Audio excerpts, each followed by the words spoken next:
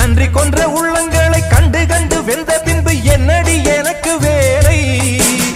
நம்பி நம்பி வெம்பி வெம்பி ஒன்றுமில்லை என்ற பின்பு உறவு கிடக்கு போடி. இந்த உண்மையை கண்டவன் ஞானி. நம்பி நம்பி வெம்பி வெம்பி ஒன்றுமில்லை என்ற பின்பு உறவு கிடக்கு போடி. இந்த உண்மையை கண்டவன் ஞானி.